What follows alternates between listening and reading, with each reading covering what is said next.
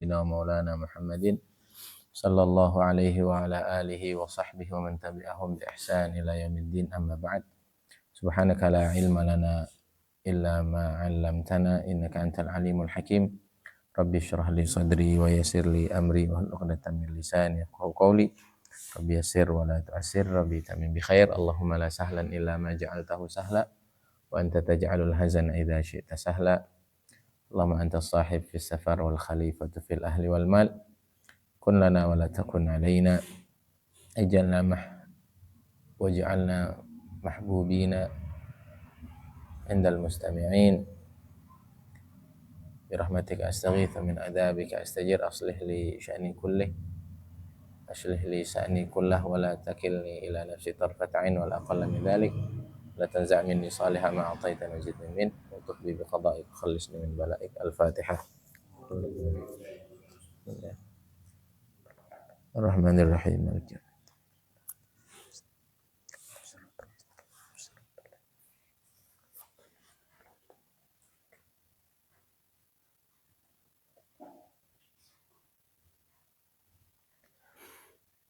Bismillahirrahmanirrahim.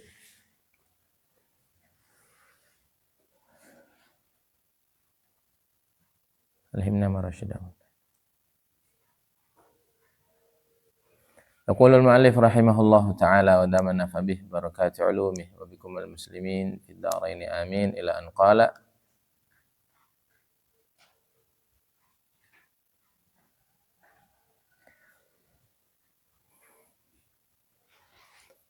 para aulia mereka memiliki asrar al-malakut, disebut sebagai rahasia-rahasia ma'rifatullah yang ada di dalam diri mereka.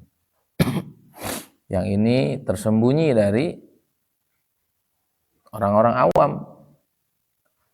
Sehingga kadang-kadang kita melihat ada orang itu makbul, ada orang-orang itu mahbub ladan nas, dicintai, disenangi, digandrungi. Satu negara bahkan satu dunia. Itu apa yang membedakan itu dengan orang yang tidak dicintai sedemikian rupa? Tentu semua adalah nilai dalam seseorang. Ya, seperti Maulana Ilyas rahmatullah alaih, itu bisa menjadi sebab taubatnya jutaan orang di seluruh penjuru dunia. Itu gimana itu? Asrar malakutnya.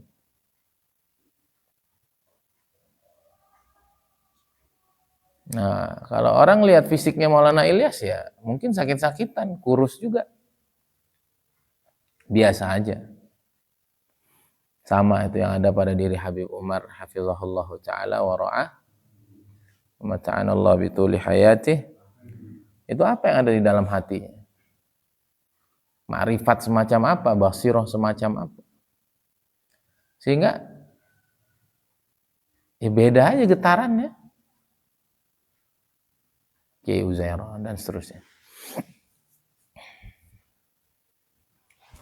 Nah, maka beliau menyampaikan hikmah di sini.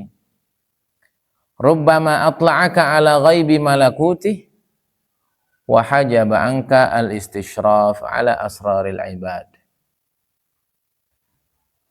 Terkadang Allah Subhanahu wa taala menampakkan kepadamu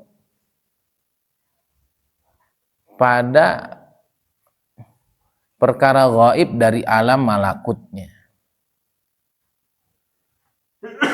Alam malakut itu tadi alam ma'rifatullah, alam basirah. Hal-hal istimewa yang Allah berikan ke dalam hati para aulianya. Kadang-kadang kita diberikan kepahaman-kepahaman yang luar biasa hebat itu.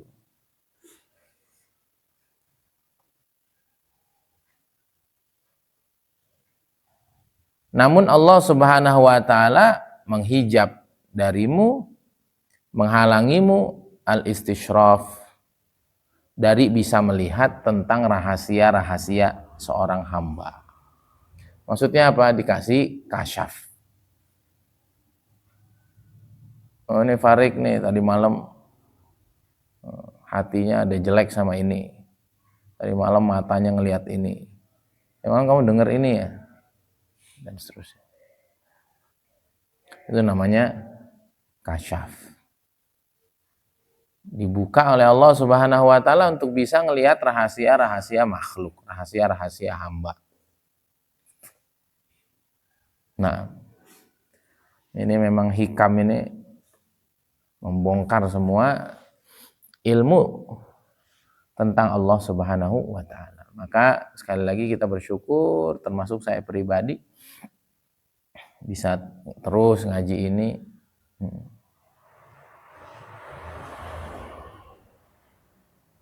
Semoga Allah mudahkan untuk khatam juga. Dan memang nggak cukup sekali nanti sebetulnya. Walaupun kita mau baca juga kitab-kitab yang lain. Agar kita ngerti gitu perjalanan menuju Allah Subhanahu wa taala. Agar kita tidak tertipu, kita tidak terperdaya, kita bersyukur dengan jalan yang Allah pilihkan untuk kita hari ini. Karena sesungguhnya itu adalah nikmat-nikmat yang sangat besar. Nah, jadi seringkali Allah Subhanahu wa taala memberikan kepada para kekasihnya ghaibi malakutih. Keyakinan-keyakinan, ma'rifatullah yang tingkat tinggi, mata batin yang dibuka, ilmu-ilmu hebat, ilmu-ilmu luar biasa yang membuat dia semakin cinta ke Allah, makin tidak bisa lupa kepada Allah, makin cinta kepada Rasulullah SAW. Di waktu yang sama, dia nggak bisa kasyaf gitu. Paham nggak? Sama Allahnya makin meningkat, sama Allahnya makin yakin, makin ma'rifat, makin basirah. Tapi dia nggak dikasih lihat sama Allah tentang rahasia-rahasia hamba. Ini kan setiap kamu punya rahasia.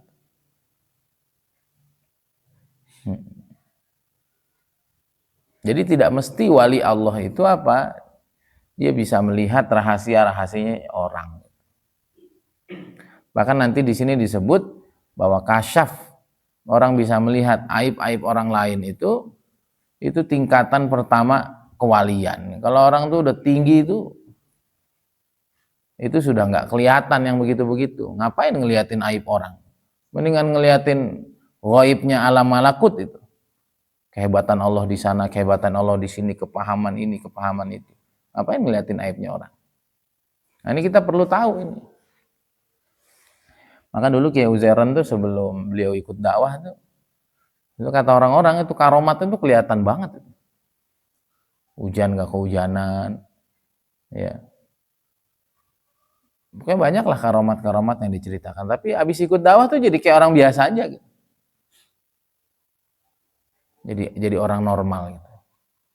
Walaupun masih tersisa juga keramatnya. Itu keramatnya diantaranya itu kakak saya tuh 6 bulan sakit. Dijenguk doang sama Kiai Uzairan. Kiai masuk ke ruangan kakak saya, kakak perempuan saya. Masuk doang belum diapa-apain langsung pingsan. Coba bacain doa, dikasih minum, habis itu berangsur-angsur pulih. Padahal 6 bulan udah kayak mau jadi orang gila kakak saya. Itu ajaib itu Kiai Uzairan. Lalu habis itu udah berangsur-angsur pulih. Berangsur-angsur pulih. Itu di Jeneponto ya di Makassar. Tuh airnya tuh saat ya, kata orang Sunda saat ya. Kering, susah. Kiai itu didoain apa diludahin gitu. Sampai sekarang tuh airnya subur. Nah, kita jangan coba-coba ya. Malah kering sampai hari kiamat. Walaupun masih tersisa keramat yang luar biasa. Cuman tidak seperti orang-orang yang ingin menampakkan hal itu. Kenapa? Karena beliau udah sangat sibuk dengan ma'rifatullah, dengan menajamkan basirahnya, diberitahu rahasia-rahasia gaib yang tidak diberitahu oleh orang lain. Terus ngapain pengen tahu aibnya orang? Gitu. Nah, jadi ini tidak bertentangan ketika seseorang dijadikan wali Allah, derajatnya sangat tinggi, namun dia tidak tahu tentang rahasia-rahasia orang, tidak dikasih kasyaf dari aib-aibnya orang. Itu justru satu keistimewaan. Nah, dalam istilah para sufi, alam itu terbagi menjadi 3. Ini kamu sering ketemu kan?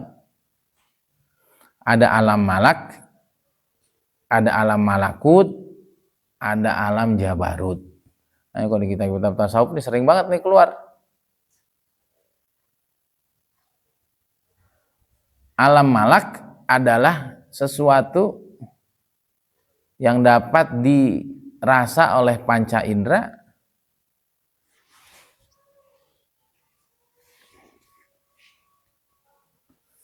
dan al-waham,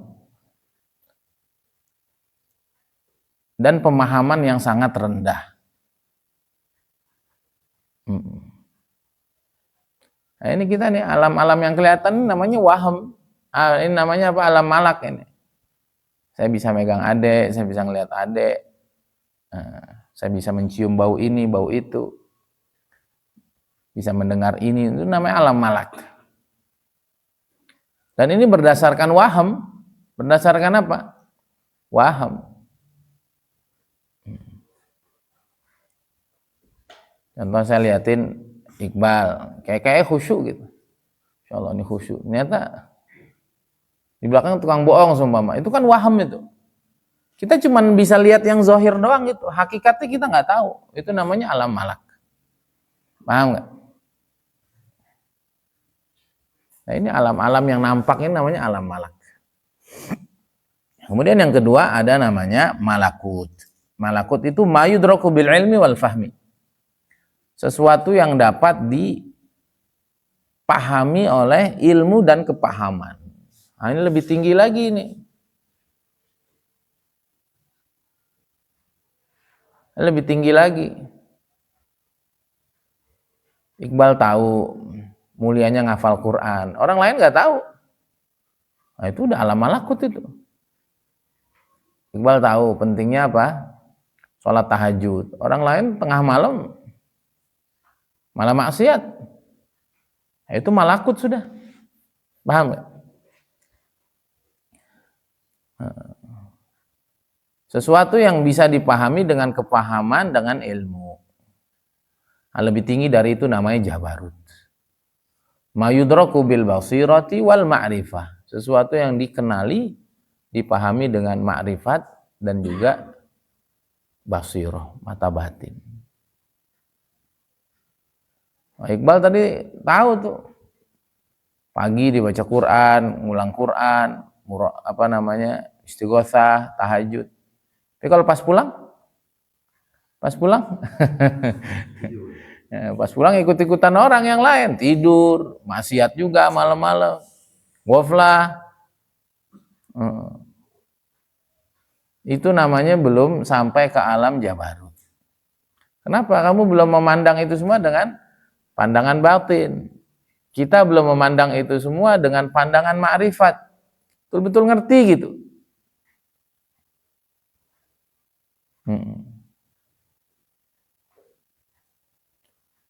Nah, itu alam apa? Alam jabarut. Maka di awal-awal Ihya itu ya disebut bahwa man alima wa amila wa alam yud'a aziman fi malakutis samawat. Siapa yang alim, ngamalin ilmunya, ngajar, dia di alam langit sana, di alam ghaibnya para malaikat sana, dia itu disebut sebagai azim. Ini orang hebat ini tuh. Gitu doang syaratnya. Ngaji, ngamalin, dakwahin, ngajarin. Itu azim itu. Nggak usah di sana itu. Itu kamu tuh kalau aktif ngajar-ngajar ini jin-jin sekitar tuh kenal tuh. Maka kamu yang dikenal soleh tuh jangan diam-diam maksiat tuh, jinnya bingung gitu. Astagfirullah. Pak Ustadz ini diam-diam begitu juga katanya. Pak Ustadz, malu Pak Ustadz. Malu Pak Ustadz. Astagfirullah. Pak Ustadz Ibnu. Beneran jin tuh kenal. Ya waktu Ustadz Ibrahim itu kenal gak sama saya? Hah? Waktu Ustadz Ibrahim bersih-bersih itu loh. Kenal kan? Dia pasti kenal. Kenal. Jadi kita tuh dianggap orang hebat itu di alam gaib sana itu. Ngaji, ngamalin, dakwahin. Pas kita maksiat diam-diam bingung itu.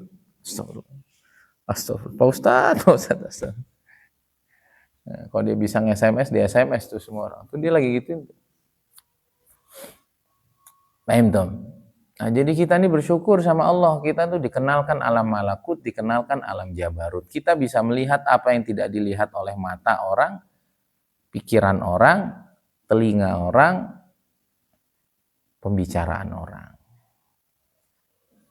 Paham Tom? Nah, jadi kamu jangan bangga itu ntar ngelihat orang, ini mukanya muka babi ini muka monyet ini. Ini 3 hari yang lalu mencuri ya. Kamu jangan bangga begitu itu. Paham nggak? Allah perlihatkan kamu sesuatu yang baik yang nggak dilihat sama kebanyakan orang. Apalagi kalau kita, kadang-kadang saya bilang kamu, mohon maaf ya kalau bukan nggak sopan nih. Ini saya lagi bicara sama santri. Kan kalau sama audiens nggak sopan, kamu, Anda, kita nyebutnya. Cuman ini maksudnya ada santri ya. Nah, jadi kita diperlihatkan oleh Allah Subhanahu wa taala pentingnya ngaji, pentingnya dakwah, pentingnya hormat sama orang tua, pentingnya jaga adab loh. Itu namanya alam malakut itu. Dan kalau kita betul-betul yakin, paham, nggak mau meninggalkan sama sekali, itu udah masuk alam jabarut. Bal, Pak Ustadz gitu ya, gini. Kamu ngapain sih? Ustadz diomongin bodoh banget sih kamu. Sumpah. Coba habaib itu gitu ya gini. Urus diri sendiri dulu. Oh, hidup penuh dosa begitu, nggak ada kebaikannya, ngomongin orang-orang super gitu, orang hebat. Kamu penuh keyakinan gitu, wah itu wali itu. Paham nih? Kalau kita sampai sama maksiat tuh betul-betul yakin ini sangat-sangat buruk, itu kita udah sampai ke alam malakut, ke alam jabarut itu. Karena kita udah makrifat dan basiroh. Kita punya mata batin, enggak, pokoknya maksiat tuh semuanya enggak benar itu. Nah, tapi kalau kita baru ilmu dan paham, saya tahu ilmunya, ngelihat cewek itu enggak bagus, ngerusakin hafalan jadi enggak kuat, mata batin jadi tidak hidup, tapi masih ngelihat, itu baru malakut. Baru apa?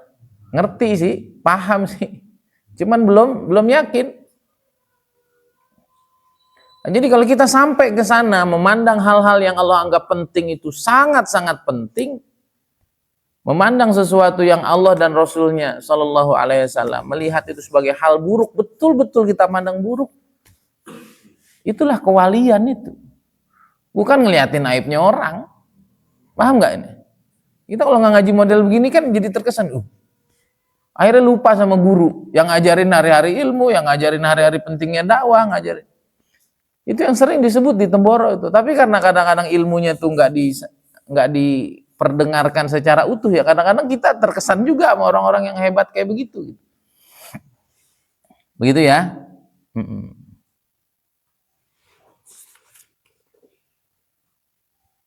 Nah, kata beliau, kata Imam Ibnu Ajibah, Allah Subhanahu wa taala menghijab kita dari tahu tentang rahasia-rahasia hamba, rahmatan bika. Itu kasih sayang Allah. Kan puyeng kamu. Lihat Ustadz, lihat Kiai, ternyata kebuka aibnya cuk. Ternyata dia diam-diam korupsi, diam-diam punya sewa simpenan 100 lagi. Satu. Karena akhirnya kita susah husnuzon sama orang itu. Benar nggak? Saya ini nganggap kamu baik kan karena saya nggak tahu tuh. Kalau tahu semuanya saya, bubar, pondok, bubar. Apa nih? Bubar. Nggak jelas semua nih orang ternyata di sini. Bubar. Udah HP-nya gembok tuh, bakar HP-nya. Allah tutupin, kita nggak tahu aib orang itu. Masuk Pak Haji Asep juga nggak tahu aib saya. Akhirnya Pak Haji Asep mau dengerin saya. Kalau nggak kan berantakan dunia ini, bener nggak? Pak Ustadz, saya udah dapat kartu Pak Ustadz, nggak usah ngomong Pak Ustadz. Udah Pak Ustadz jadi pastor aja lah, lebih cocok. Ngapain jadi Ustadz? Gitu. Jadinya kacau gitu. Kadang-kadang kita pengen minta yang begitu-begitu, paham nggak? Loh, kita kok tahu aib orang, ya kacau udah. Kita tahu aib istri kita tahu aib perempuan, nggak jadi nikah. Perempuan tahu aib kita, nggak jadi kawin itu. Anak tahu aib bapak, nggak mau dia taat. Benar nggak? Bapak atau ayah anak, mau dibunuh tuh anak, kurang ajar nih anak. Rahmatan bika. Nah,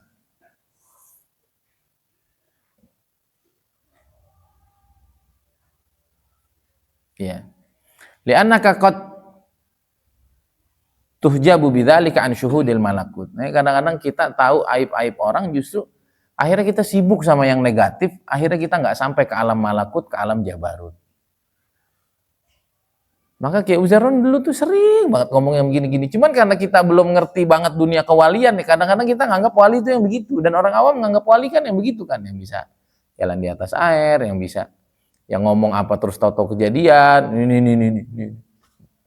Ya kayak Sunda Empire gitu kan, atau siapa Mama Gufron gitu ngomong yang ngaco-ngaco terus ternyata kejadian, ternyata bukan itu. Tadi itu al ilmu wal faham wal basirati wal ma'rifah, itu yang dimiliki oleh orang-orang yang ngaji, itu yang dimiliki oleh orang-orang yang dakwah, itu yang dimiliki oleh orang-orang yang senang zikir, itu yang dimiliki oleh orang-orang yang rajin sedekah, itu yang dimiliki oleh orang-orang yang hatinya penuh tawadhu, penuh rasa malu sama Allah. Paham nggak? Jadi kita tuh udah di jalan yang bener, jangan pengen yang aneh-aneh. Pengen yang aneh-aneh, kata beliau, justru itulah kadang-kadang kita dihijab dari ngerti yang bersih-bersih itu karena kita tahu yang buruk-buruk tentang orang. Bahkan kata beliau, itu bagi orang-orang yang sudah benar-benar sampai kepada Allah SWT itu nggak ada artinya itu. Dibukain aib-aibnya hamba itu nggak ada gunanya itu. Bahkan terkadang kata beliau, itu menjadi hukuman bagi orang-orang yang sering melakukan tindakan-tindakan tidak baik. Seperti siapa tuh? Seperti dukun, seperti tukang sihir, seperti orang yang suka ngelakuin amalan-amalan tanpa ada ijazah khusus. Akhirnya dibuka itu oleh syaitan, oleh jin, melihat hal-hal yang tidak baik. Dan kata beliau, dan masalah yang paling tinggi adalah nanti kita akhirnya jadi ujub dan takabur. Bener gak? Ternyata yang lain ini pura-pura semua nih. Munafik semua, kurang ajar kiai-kiai ini. Kurang ajar nih Ustaz. Ternyata dibayar sama saya kira ikhlas loh. Kapan duitnya keluar? Ya kan jadi ngaco itu akhirnya. Sementara dia nggak pernah ngelakuin itu, sumpah. Ya Allah. Ternyata saya orang paling hebat di atas muka. Kan jadi iblis nanti. Ngeri itu. Nah, ini kata beliau, wal ghalib, pada umumnya orang-orang yang sudah sampai di makom malakut, apalagi di jabarut, mereka dihijab dari tahu tentang aib-aib buruknya seorang hamba. Itu biasanya malah begitu itu. Karena tadi itu kalau kita setiap ketemu orang ngelihat aib. Itu ada beberapa orang tuh cerita tentang aibnya. Itu kadang-kadang saya aja nggak percaya itu. Paham nggak? Kadang-kadang ada orang cerita, Masya Allah. Itu kadang-kadang lemes kita dengar gitu. Orang yang kita sangka baik, orang yang kita sangka hafiz Quran, orang yang kadang kita sangka ini itu. Itu tidak sedikit orang terjerumus dengan hal-hal nggak baik. Itu kadang-kadang bisa melemahkan kita, paham nggak? Jadi udah nggak usah tahu lah. Yang buruk-buruk tuh nggak usah tahu. Gitu. Maka hari itu Nopal saya agak omelin tuh. Pal, kamu kalau cerita ke saya, bisyarah aja itu, jangan nadharoh itu, jangan hal-hal yang menakutkan, paham nggak? Kan nanti jadi sugesti gitu. Kalau yang baik-baik itu bagus ceritain, Ustaz kayaknya akan terjadi ini, ayo nggak usah tahu. Yang buruk itu kita nggak usah tahu, kalau kejadian tinggal sabar. Tapi kan kalau sebelum kejadian kita udah ditakut-takutin kan, jadi sakitnya jadi banyak gitu, paham nggak? Seperti orang seperti orang mau dipukul gitu kan, dia ngeliat temennya dipukul, itu kan sebelum dia dipukul dia udah ngerasa sakit, sakit. Makanya di antara adabnya kita nyembelih hewan kan dia nggak boleh ngelihat temannya disembelih karena dia sakit sebelum sakit. Ini nggak usah lah, keburukan itu kejadian nggak enak, belum jadi nggak enak, udah jadi nggak enak. Jadi betul-betul nggak usah tahu kita itu. Taunya umat tuh baik gitu aja. Taunya tuh semua orang suka sama kita gitu aja. Taunya semua orang tuh respect sama kita karena kita ngedenger. Itu kadang-kadang kecewa hati itu. Astagfirullah, ternyata nggak usah. Kita tahu yang baik aja. Nah, kata beliau, umumnya orang yang sudah ada di maqam malakut itu, mereka dihijab oleh Allah dari tahu aib-aib hamba. Kenapa? Karena mereka udah sibuk dengan sesuatu yang lebih hebat. Sibuk dengan kebaikan, sibuk dengan positif mind, sibuk dengan hal-hal hebat yang Allah kasih. Nah, sehingga kata beliau, terkadang mukasyafah ini Allah buka untuk ahli ibadah, orang-orang zuhud, orang-orang ahli riyadhah, mujahadah.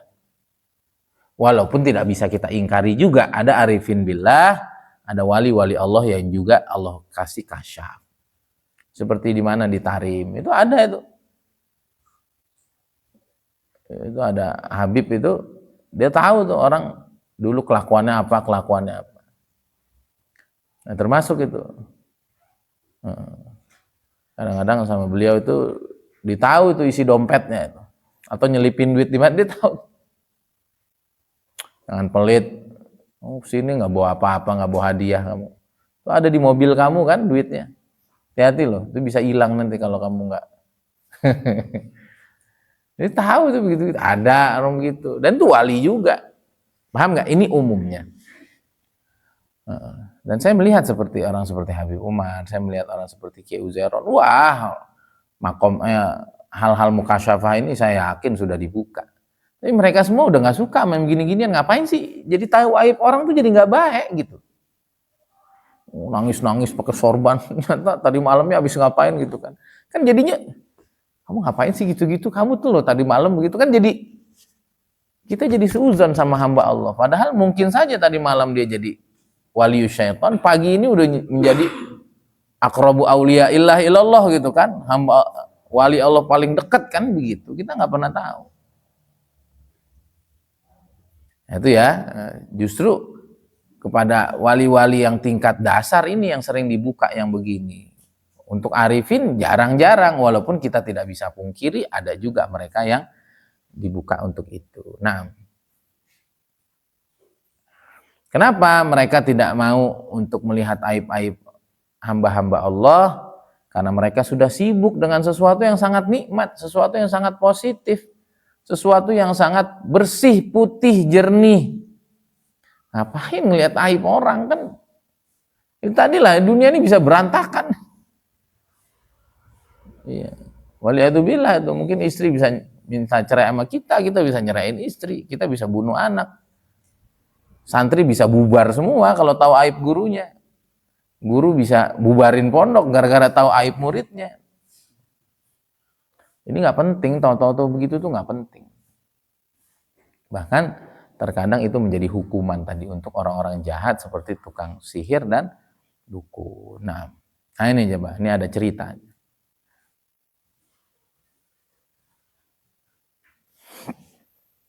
Nah, ada syekh namanya Abu Ya'za radhiyallahu taala anhu, seorang wali juga. Itu kalau ketemu orang itu kan dulu sering ya cerita-cerita kiai begini gitu. Termasuk dulu kita kalau musuhan Kiai Uzairon tuh itu seminggu 2 minggu tuh nahan diri tuh dari semua kelakuan gak bener. Awas lu, ntar lu dilihat Kiai ada tanduknya lu katanya gitu. Awas lu, kalau dilihat Kiai muka lu jadi babi katanya, jadi himar, jadi segala macam. Itu biasa dulu, Kiai dulu tuh begitu biasa. Termasuk saya juga masih ngerasain dulu, zamannya dulu. Ini kalau mau baca kitab sama Kiai Uzairon tuh, jangan ngaco seminggu 2 minggu. Ngaco nanti sepinter apapun nanti tahu-tahu ada bacaan yang salah, tahu-tahu Kiai ngamuk habis-habisan. Tapi makin di sini udah semakin ngaco aja manusia. Nah ini, beliau itu selalu bisa ngelihat rahasia-rahasia orang, aib-aib orang. Maka diingetin sama gurunya, ditulis surat, namanya gurunya Abu Syu'aib Ayyub. Nah, diingetin, kamu tuh loh jangan suka buka aib-aib orang itu. Maka muridnya ini jawab, bukan ngingkari, bukan nimpali, tapi mengklarifikasi. Boleh aja murid tuh mengklarifikasi, boleh. Ini bukan alasan, bukan pembenaran. Kalau salah ya salah, tapi kalau emang nggak salah ya silakan aja konfirmasi. Tulis surat balik Syekh Abu Ya'za ini, ya Syekh, Nah, saya nih ngelihat aib orang nih bukan mau saya, tapi ya kelihatan. Udah begitu.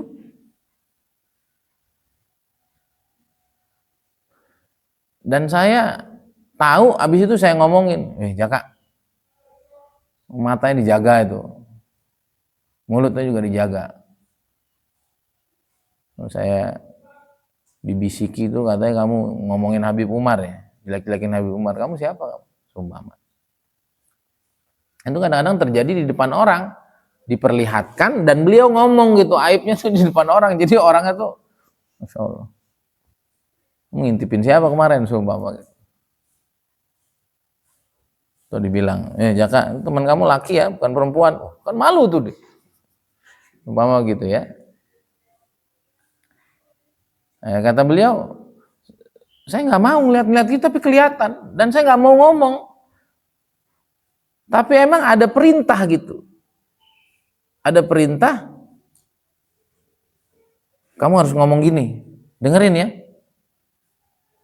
Nah, jadi wa innama huwa syai'un yulqa ilai. Dia ya tiba-tiba saya dikasih gitu aja. Dan saya ada perintah. Kamu dengerin ya, habis itu kamu katakan ini. Karena kamu ini adalah ayat min ayatillah. Maksudnya apa ayat min ayatillah? Allah jadikan kamu sebagai satu alat agar orang tobat di tangan kamu gitu. Fata'khuduni ghalabah wa tastauli ala malakatin laqdir ma'anil kaf 'alal qaul. Dan saya nggak bisa apa? Nggak bisa nahan diri gitu. Jadi pas ada omongan kayak begitu tuh kayak udah nggak sadar gitu. Jadi kelihatan terus ngomong, dan saya nggak sanggup untuk menahan itu.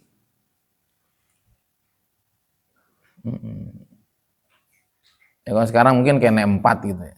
Atau ngomong aja. Dia nggak malu-malu, kadang-kadang orang dibentak, kadang-kadang apa. Karena kayak ada yang bisikin terus dia nggak sadar udah. Gitu. Ya ada wali-wali itu kayak begitu. Paham ya? Jadi ngelihatnya dibukain, kemudian kayak ada yang merintah terus suruh ngucapin dengan harapan orang ini taubat. Ya, karena apa? Karena aibnya diketahui semua, aibnya diperlihatkan semua sehingga akhirnya dia malu dan mau bertobat. Begitu. Dan kata beliau, saya nggak sanggup untuk, saya kayak udah nggak sadar aja. Ya. Nah, kita jangan begitu. Saya kelihatan, ngeliatin setan itu. Mulutnya yang gerakin setan. Ini kalau ini kelas-kelas wali, memang Allah pengen jadikan mereka sebagai media untuk orang tahu taubat. Ngelihatnya diliatin, lisannya digerakin. Sehingga ketika ditegur oleh gurunya, nggak tahu, saya nggak bisa nahan untuk bicara, dan memang ada perintah khusus seperti itu. Nah kemudian Syekh Abu Abdillah At-Tawadi, ini seorang wali besar juga. Beliau bilang, apa yang ditempuh, makom ruhani yang ditempuh oleh Syekh Abu Ya'za selama 16 tahun itu saya selesaikan cuma dalam 40 hari. Dan Abu Ya'za itu, Syekh Abu Ya'za itu, jangankan dapat intinya tasawuf, dapat debunya aja belum.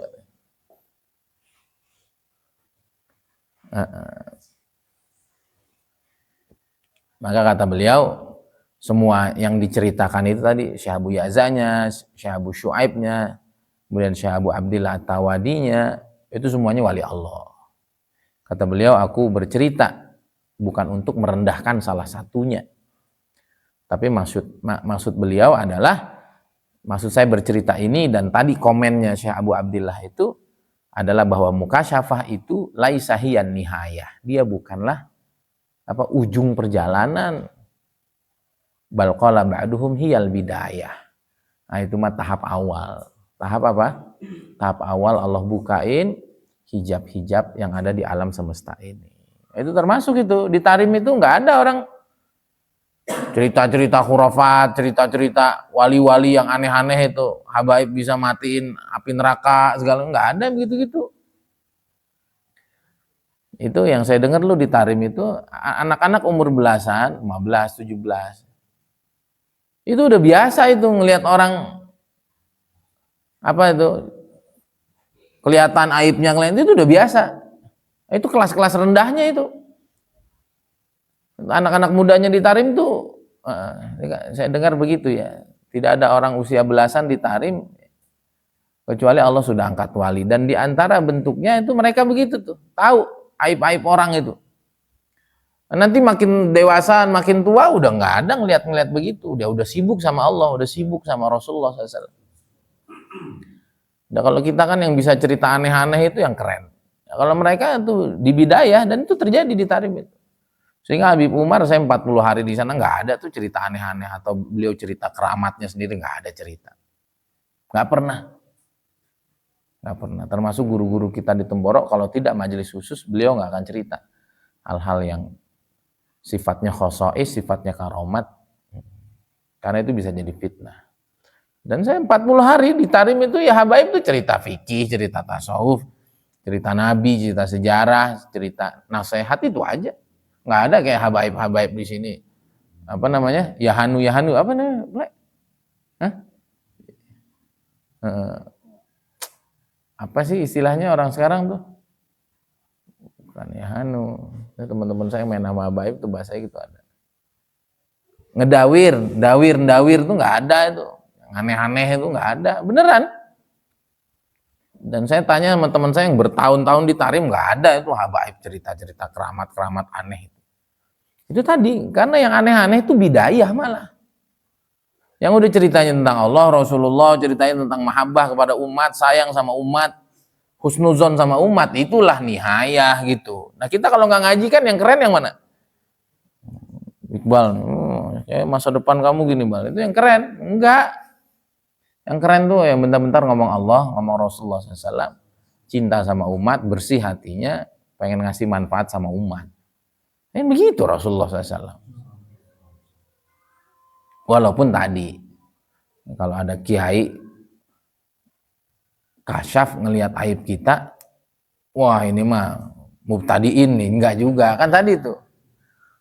Wala nungkir, dan kita tidak mengingkari bahwa ada arifin-arifin billah yang sudah sampai nihayah itu juga masih Allah perlihatkan yang demikian. Tapi itu bukan satu keistimewaan lah intinya. Keistimewaan itu apa? Itu tadi. Kita masuk alam malakut, kita makin ngerti tentang Allah, makin paham tentang Allah, makin ngerti, makin sayang sama Rasulullah SAW, ingin gembirakan beliau. Bahkan yang lebih hebat dari itu adalah alam jabarut, al-fahmu, al-basiratu wal ma'rifah. Betul-betul yakin gitu. Apa yang dibilang sama agama tuh nggak ditinggal sama sekali. Betul-betul ya sama lah kayak kita sama duit lah. Kamu dikasih duit lagi rame gini, kamu terima nggak? Terima kan? Karena kenapa? Ngerasa yakin penting ini duit bisa buat makan bala-bala nih. Nah, duit kamu pegang, terus nggak ada orang kamu robek-robek. Ada yang begitu? Hah? Atau habis itu kamu ludahin, kamu injek-injek, terus kamu ngomel-ngomel sama saya, Ustadz apaan sih ngasih-ngasih saya duit? Nggak jelas Ustadz. Ada yang begitu? Nggak ada. Di belakang juga sama aja, sama duit tuh hormat gitu. Siap, Pak duit kan gitu. Apaan saya punya duit kan gitu. Itu namanya sudah ma'rifat, sudah basiro. Nah kalau kita sama agama tuh udah betul-betul yakin, batin kita tuh udah nggak geser sama sekali. Sama tahajud, sama baca Quran, sama tadabbur, sama ihtiram sama guru, hormat sama setiap orang, sayang sama setiap orang, tidak punya niat selain Allah, kok itu udah jadi jati diri. Waduh, kamu udah wali tingkat tinggi itu. Paham tuh? Dan jalannya 3 tadi itu. Jalannya apa? Man alima wa amila wa alam. Itu kamu semua itu kita semua. Potensinya ada di kita. Maka ini kalau nggak ngaji, kamu nganggapnya ngapain sih mondok gini-gini doang, kan aneh itu. Hal ilmunya dikasih, tinggal amal. Kalau kamu sudah ilmu, udah amal, pasti kamu mau nyampein ke orang. Ini penting banget benda ini. Begitu ya. Nah, kita satu lagi. Dan kata beliau, bahkan terkadang dibukakan aib-aib hamba Allah yang lain itu bisa jadi musibah. Beliau menyebutkan, manit tala'a ala asralil ibad wa lam yatakhallaq birrahmatil ilahiyah kanat tila'uhu fitnatan alaih wa sababan li jarril wabali ilaih. Siapa yang bisa melihat aib-aibnya hamba, rahasia-rahasianya hamba, namun dia tidak punya akhlak penyayangnya Tuhan Allah Subhanahu wa taala, maka dia tahu aib-aib orang itu menjadi fitnah untuknya, menjadi ujian berat baginya, dan menjadi sebab hidupnya akan penuh dengan masalah dan bencana. Ya iya tuh, kemana-mana, yang ini pezina, yang ini pemabuk, yang ini penipu, yang ini ternyata munafik, yang ini ternyata musyrik, yang ini ternyata kafir dia. Tapi ceramah di mana-mana seumpama. Yang ini ternyata di jidatnya tertulis kafaro. Ini akan menjadi apa? Pengikutnya Dajjal nanti ke depan. Itu jadi ngeri tuh. Maka udah nggak usah pengen yang begitu-begitu. Nah, fokus aja jadi santri, fokus aja dakwah, tablik, fokus aja ada beri manfaat sama umat. Saya pahami ya? Siapa yang melihat aib hamba, siapa yang bisa melihat kekurangan orang lain, dan dia tidak punya akhlak Allah Subhanahu wa taala yang maha penyayang, maha bersih, maha pengampun kepada hamba-hambanya, maka itu menjadi ujian berat baginya dan menjadi penyebab hidupnya akan sangat banyak wabal, akan banyak sekali keburukan-keburukan yang datang dalam hidupnya. Kenapa yang dilihat buruk melulu? Nah,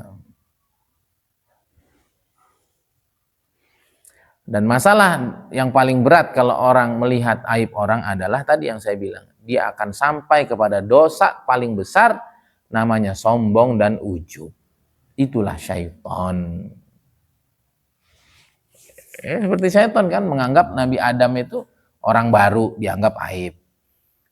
Yang tercipta dari tanah dianggap aib. Akhirnya ngerasa hebat sendiri. Sehingga akhirnya dia merasa dirinya yang paling hebat, dirinya yang paling bersih. Padahal itu adalah sebab orang itu akan dijauhkan oleh Allah sejauh-jauhnya. Nah, lain halnya kalau orang itu diberi kasyaf melihat aib-aib orang, tapi dia sudah memiliki akhlak-akhlak terpujinya Allah, maka ini relatif aman. Contoh, saya tahu seumpama Iqbal di antara semua hati ini, hatinya paling hitam. Seumpama, walaupun fisiknya paling putih. Nah, gitu ya. Nah, saya tahu itu, tapi karena saya sudah terbiasa huruf 4 bulan jalan kaki itu jadi sayang sama umat itu, maka ngelihat Iqbal tuh jadi paling sayang. Karena yang lain tuh nggak perlu digosok-gosok. Kalau ini perlu digosok-gosok biar putih hatinya maksudnya. Kan gitulah kurang lebih lah. Contohnya apa itu? Ya contohnya mekanik lah yang ada di bengkel, bener nggak? Ngelihat motor rusak parah sama rusak biasa, mana yang lebih dia tertarik? Rusak biasa apa rusak parah? Rusak parah, kenapa? Duitnya lebih gede. Bener nggak? Kerjaannya jadi lebih panjang, terima kasihnya orang akan betul-betul tulus, kurang lebih begitulah. Itu sayangnya apa tuh? Rasa sayangnya mekanik, montir. Nah, masa kita dai nggak punya rasa sayang? Nah, kalau kita sudah punya rasa sayang seperti sayangnya Allah, yang itu diserap banyak oleh Rasulullah SAW, yang begitu sayang sama umat. Nah, itu kamu nggak apa-apa tuh ngeliatin aibnya Farid, aibnya Azmi itu. Si Azmi dulu waktu SMP gini. Saya kira aman-aman aja. Nah, itu nggak apa-apa. Tapi kalau enggak, hati kita nggak sanggup, waduh si Azmi begitu. Hatinya berat. Mimi udah kamu pulang aja, Mi. Nggak akan jadi sih sumpah. Nah, kalau begitu jadinya nggak usah. Kira-kira hati kita yang mana itu? Hah? Hati yang penyayang apa yang kalau tahu aib orang kita jadi malas? Hah? Masih jadi malas kita tuh. Iqbal senyum-senyumnya di belakang saya. Di belakang gibahnya paling tajam tentang saya. Langsung saya buatin SP3 itu. Saya hantar langsung. Kamu keluar dari pondok dan silakan masuk neraka. Ya, kalau begitu nggak usah lah, ngapain tuh. Jadi kotor hati. Maka yang penting apa? Punya hati yang penyayang kepada seluruh umat, seluruh hamba. Makin tahu aibnya, makin sayang. Nah, baru boleh kamu tahu aib orang. Baru sampaikan ke saya, unek-unek semua santri. Silakan tulis yang paling buruk, yang paling pahit. Wah, kalau udah, ternyata yang paling parah ini si Nejat sumpah. Akhirnya saya makin sayang, itu nggak apa-apa. Kalau kamu dengar aib kamu diceritain orang, kamu marah, atau kamu tahu aib orang sama kamu marah, nggak usah. Udah anggap aja orang tuh baik semuanya sama kita, udah. Bener nggak? Nah, kecuali kamu jadi kayak montir tadi, tahu itu pahalanya gede, wah itu lain cerita. Ya karena begitu tuh. Kalau kita sayang nanti kita akan semakin menutupi aib mereka, kita akan mau ngurusin mereka lebih jauh. Ya maka Nabi SAW bersabda, al-khalqu kulluhum iyalullah wa aqrabukum ilallahi arhamukum bi'iyali anfa'uhum li'iyali. Nabi SAW bersabda, ar-rahimuna yarhamuhumur rahman, irhamu man fil ard yarhamkum man fis sama. Ini ada wafil isyarat anillah subhanahu wa ta'ala, Allah pernah berfirman, abdi, hambaku, saat aku menjadikan engkau sebagai khalifahku di muka bumi, aku telah potong, aku telah belah sebagian sifat rahmanku kepadamu. Nah, aku telah belah sebagian apa? Sifat rahmanku kepadamu. Sifat sayangku kepadamu. Untuk apa? Untuk bekal jadi khalifah.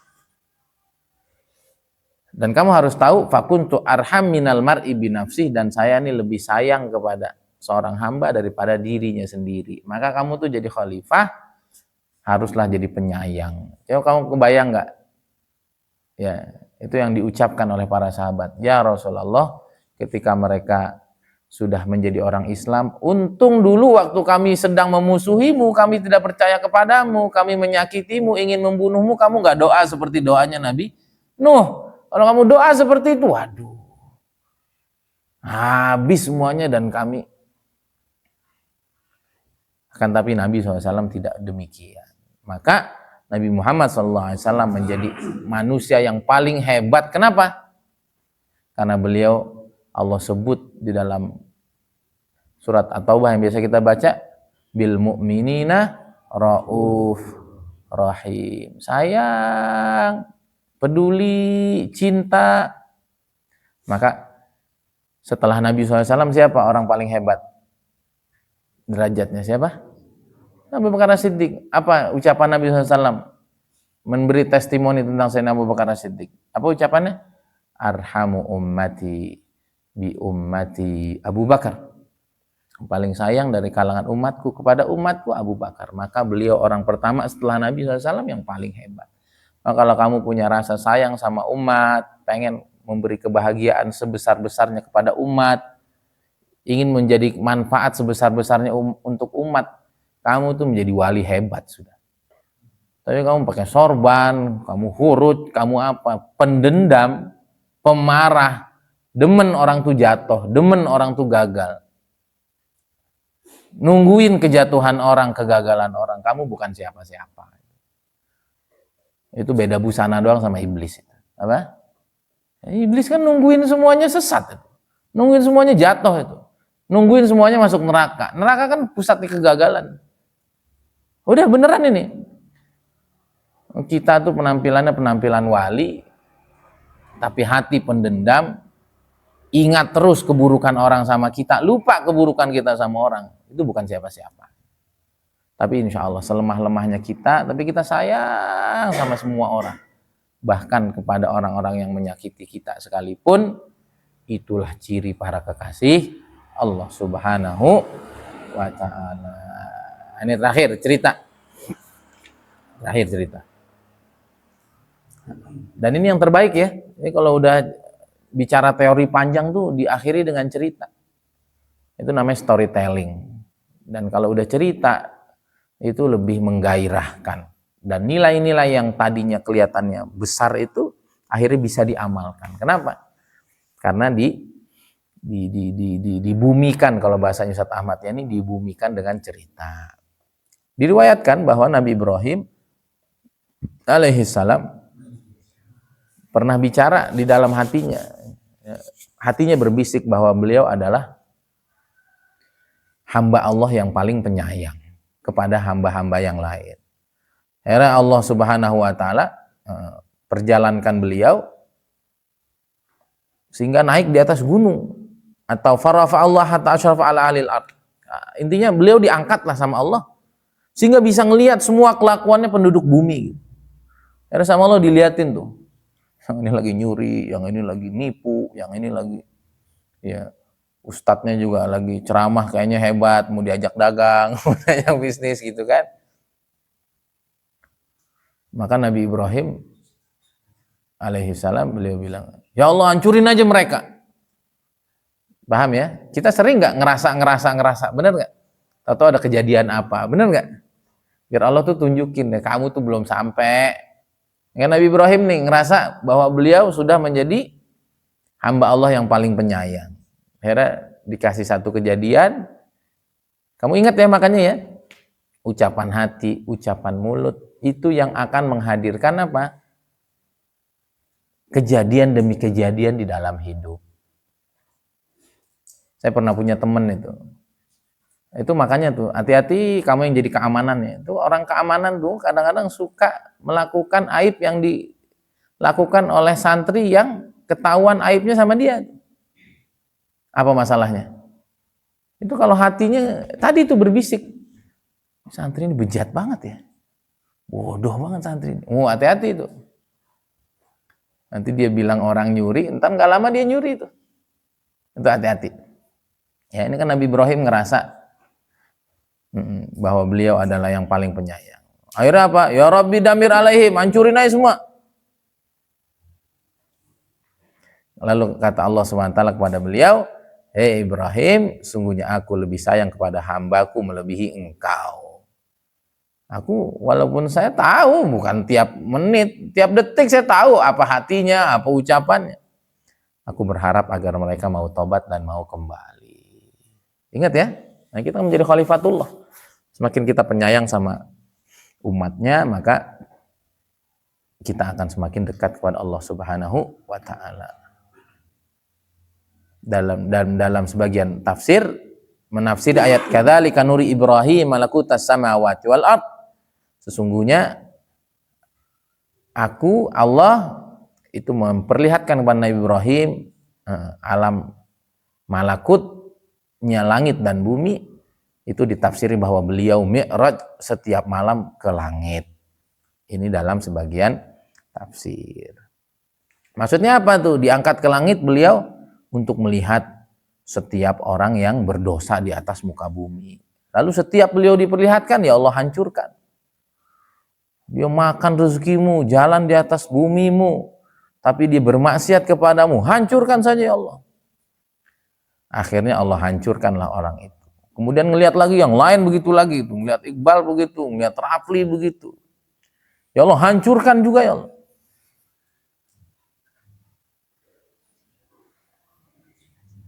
Anu dia kufa'an ibadi ruwaida. Lalu akhirnya Nabi Ibrahim itu dipanggil. Udah. Hancur semua nanti hambaku, kata Allah. Atau dalam riwayat yang lain Nabi Ibrahim diwahyukan. Kemana rasa sayang kamu kepada makhluk Ibrahim? Oh, semuanya doain hancur tuh gimana? Saya lebih sayang kepadamu, kepada hambaku melebihimu. Aku berharap suatu saat mereka tobat dan aku akan terima. Atau kalau mereka terus bermaksiat, aku berharap nanti dari keturunannya ada yang mau menyembahku. Atau nanti kelak aku bangkitkan di hari kiamat, udah aku maafin aja. Ini kan Nabi Muhammad SAW banget ya, benar gak? Makanya Nabi itu paling Allah sayang. Udahlah, kamu tuh mau menjadi wali, udah harus sayang sama siapapun. Sama siapapun. Ya karena Allah tuh begitu. Berharap nanti dia taubat, akhirnya aku terima. Atau kalau dianya nggak baik, mungkin orang lainnya yang jadi ikut baik. Atau yang ketiga, nanti mereka aku bangkitkan, aku bisa maafkan. Kan ini Nabi banget nih. Allahumma gfir liqaumi fa innahum la ya'lamun. Allahumma hdi qaumi fa innahum la ya'lamun. Dan kata Nabi SAW, aku berharap bahwa nanti dari keturunannya lahir orang-orang yang menyembah engkau. Ini Allah banget kan. Semakin kamu berakhlak dengan akhlaknya Allah yang maha penyayang, pengen semuanya selamat, kamu tuh wali besar. Dan ini nggak main-main itu. Perjalanannya panjang untuk kita bisa maafin orang, kita bisa sayang sama orang. Sebagaimana Rasulullah Shallallahu Alaihi Wasallam. Akhirnya Nabi Ibrahim disuruh untuk mengkifarahi dosanya karena hati-hati kamu tuh. Saya seumur hidup saya doa paling berat itu. Saya doa paling berat. Saya bilang begini dalam sujud saya tuh waktu saya di tempat yang lain.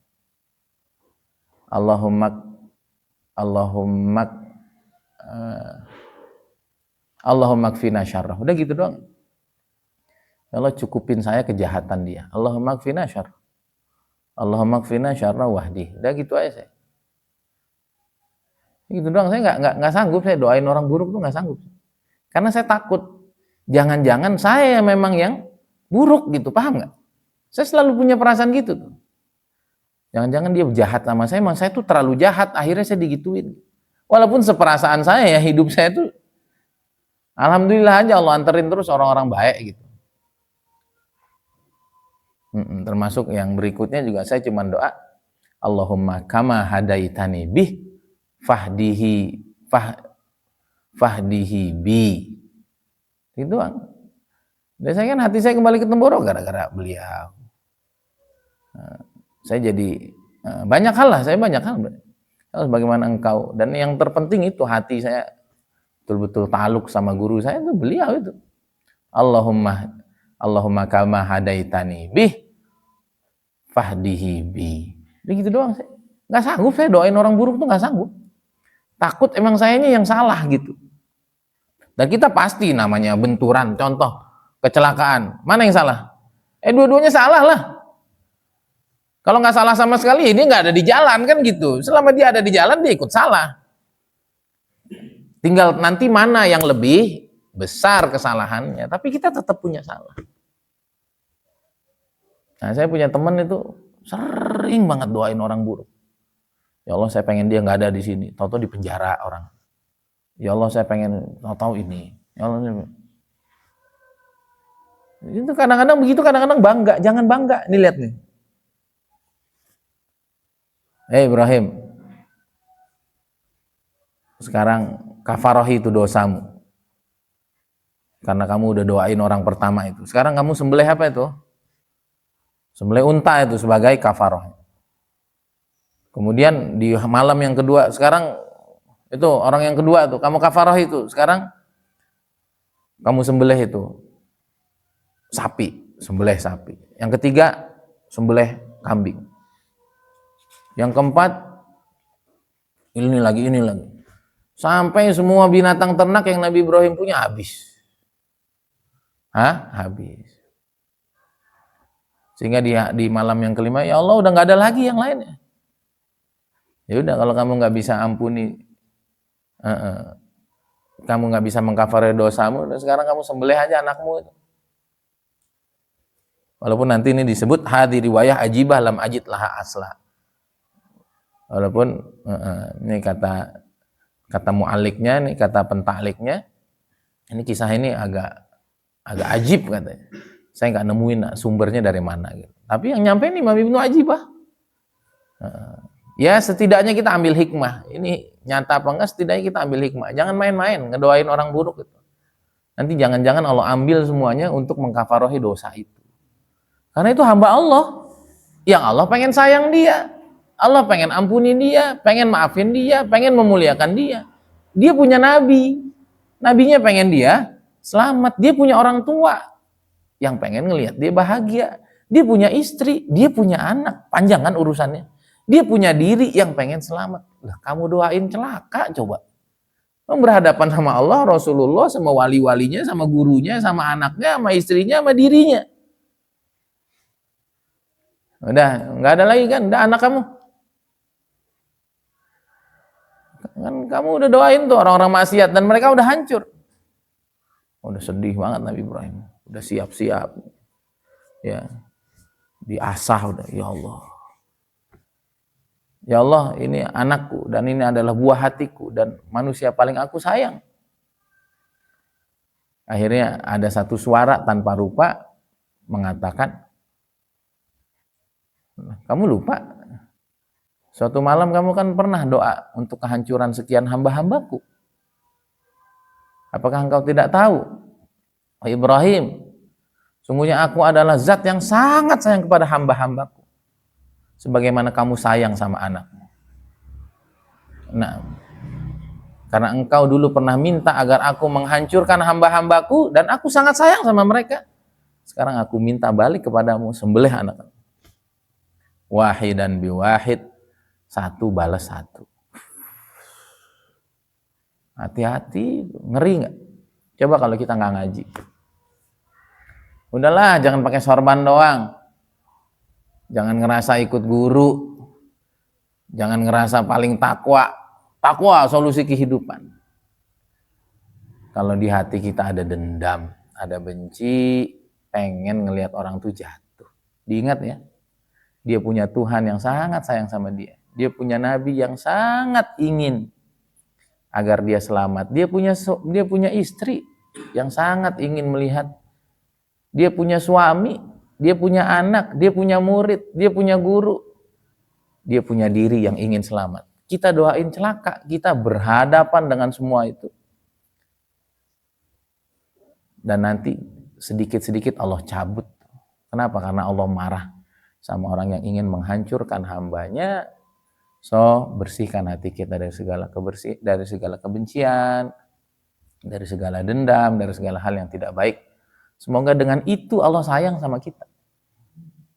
Semoga dengan itu Allah jadikan kita kekasih. Semoga dengan itu Allah Subhanahu wa taala ridho, Nabi ridho kepada kita. Mengapa?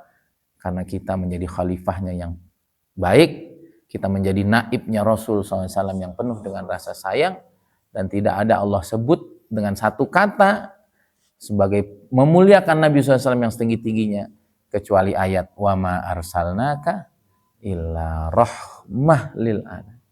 Rahmat, rauf, rahim. Kalau kita masih pemarah sama umat, kita nggak akan bisa menjadi penanggung jawabnya umat. Semoga Allah SWT terus tingkatkan hati saya, hati kamu. Allah SWT terus sucikan hati kita, bimbing kita, tuntun kita untuk kita hilang menjadi orang yang pendendam. Kita tidak menjadi orang yang pemarah, kita menjadi orang yang pemaaf. Kita ingin semuanya sukses, kita ingin semuanya masuk ke dalam surganya Allah SWT berbondong-bondong, menggembirakan, membuat mata Rasulullah SAW berbinar-binar melihat sebanyak-banyaknya umatnya masuk dalam surga, dan itu kita menjadi sebab terbesarnya. Hadza billahi taufik, semoga bermanfaat. Subhanakallahumma bihamdika asyhadu an la ilaha illa anta astaghfiruka wa atubu ilaik. Assalamualaikum warahmatullahi wabarakatuh.